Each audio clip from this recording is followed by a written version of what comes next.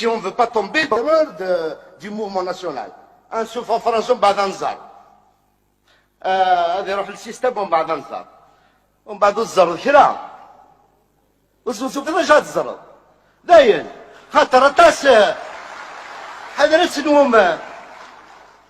نوم نكون اخلاق مانيفيستي كل جمعه دوز نيسان 6 ايام ويديك خدمن قطران ويديك تشودون يتخيضن يخدمن تيخنا ناسين تيخزافيين ويقدنا خدمن يا même des gens dans le mouvement خدمن.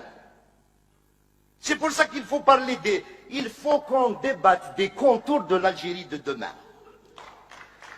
Plus concrètement, il s'agit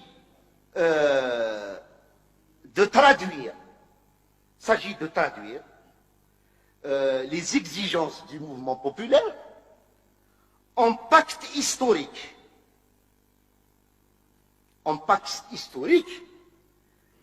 Qui soit de nature à renouveler la perspective historique en Algérie. Pas n'importe quel pacte historique. Parce que on peut se mettre d'accord sur un pacte autoritaire, un autre pacte autoritaire.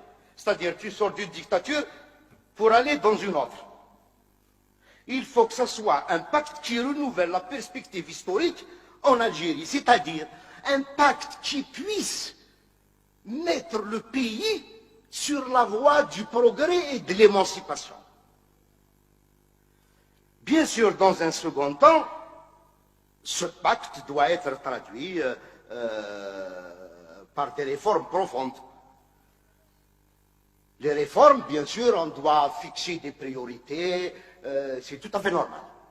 Il y a des priorités, parce que si, par exemple, au terme de la période de transition, on doit aller vers des élections, la réforme du code électoral, il est prioritaire, par exemple. Il y a des priorités à fixer, ça pour les réformes. Mais le pacte,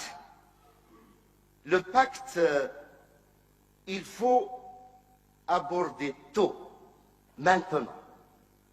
Il faut ne rien différer. Alors, on dit le système dégage. C'est quoi le système? On veut que le système parte, mais c'est quoi le système qui va partir? Et maintenant, le système ne se réduit pas à des institutions ou à des hommes. Il y a autre chose. Il y a plus que ça. Le système aussi est une culture. C'est la culture autoritaire. La culture autoritaire, c'est les comportements, les mentalités, les pratiques, etc. Et malheureusement, et c'est ça qui va nous compliquer les choses, la culture autoritaire a déteint sur la société. Elle a déteint sur la société. Nous avons tous, dans notre cerveau, quelques réflexes autoritaires. Nous sommes tous conditionnés dans une certaine mesure. Il y a des gens plus conditionnés que d'autres, par autoritaire. Parce qu'attention, il ne faut pas faire abstraction de tout le travail idéologique, les manipulations, l'utilisation de tout. Ils ont utilisé tout. Ils ont utilisé tout pour tromper les gens, pour fausser l'imaginaire collectif, les représentations sociales.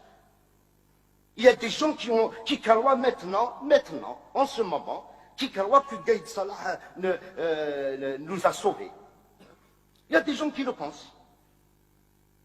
Il y a des gens qui pensent que peut-être la démocratie, mais attention, vous avez vu des vidéos. Le système, c'est 2 niveaux. Il y a les hommes et les institutions, et il y a la culture autoritaire. La démocratie aussi, c'est 2 niveaux. Il y a la dimension procédurale, et il y a la dimension substantielle. On doit tenir compte dans la transition démocratique. Sinon, on va se retrouver à côté. On va faire le contraire de ce que nous voulons. Je vais expliquer un tout petit peu.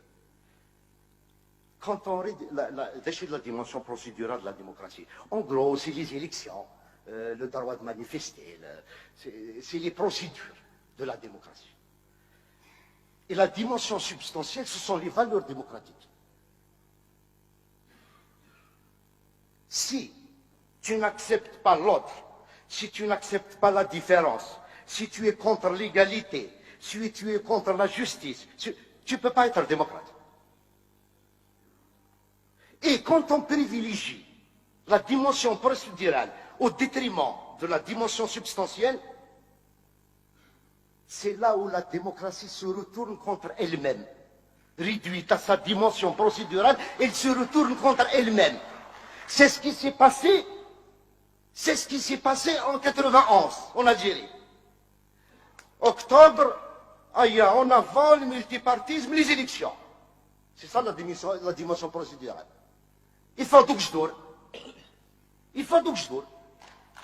Voilà, il y a des gens aujourd'hui, il y a des gens qui disent, bon, il faut que la transition soit la plus courte possible, 2 mois, 3 mois, demain ils peuvent dire 3 jours, pourvu qu'on aille tout de suite vers les élections. C'est un piège. Ça, c'est la dimension procédurale de la démocratie.